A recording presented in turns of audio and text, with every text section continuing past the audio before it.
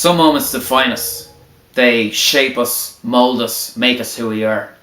And what's defined me in CCW hasn't been the pride of being the first CCW heavyweight champion. It hasn't been the satisfaction I've got from defending the All-Star Championship against a string of extremely talented challengers. No. What's defined me in my mind has been one night. One night 3 years ago, November 29th, 2013. On that night, I went to war with a man I despised. A man who was fundamentally and ideologically the complete antithesis of everything I am and everything I stand for. And we fought. We fought intensely, and we fought with the highest possible stakes on offer. And though it may have taken a crooked MC and a biased referee to get the job done, at the end of the day, I failed. I failed to get that man that I despised out of CCW. And since then, I have worn that failure as a millstone around my neck. That night was so toxic.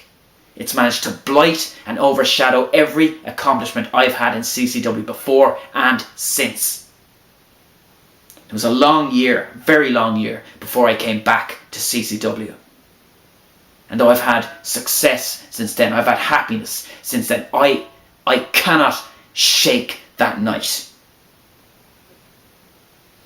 And then last summer, this guy came along and he started rattling my cage. Insidiously, he managed to get under my skin. He managed to push my buttons, and he knew exactly which buttons to push because he was there 3 years ago. Marion Armstrong might not have been in the limelight, so to speak, 3 years ago, but he was there. He was watching and waiting, biding his time, picking his moment, and he picked it expertly. And everything he's done since then, everything he's cost me, everything he's taken from me has been his design.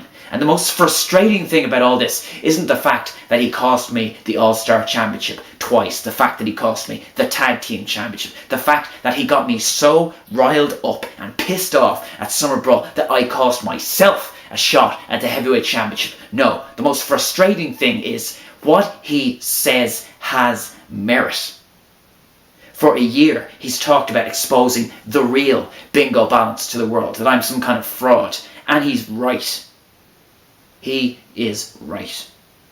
Because in those few moments that I get before I go out there and I face the CCW fans, those people who have stood by me and supported me through thick and thin, I've got to stand back there and I've got to choke down that sense of failure I feel that I let them down 3 years ago, that I let myself down.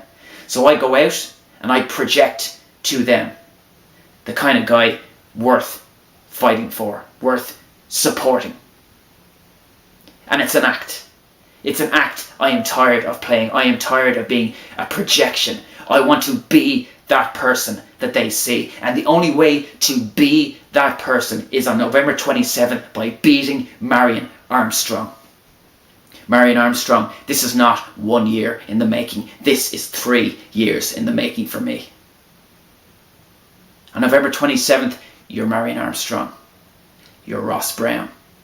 You are every person who told me I couldn't do this. You are every friend who stabbed me in the back. You are every bitter ex-trainee who holds me accountable for the fact that their dreams didn't come true. You are every single shred of self-doubt that has crippled me for the last 3 years.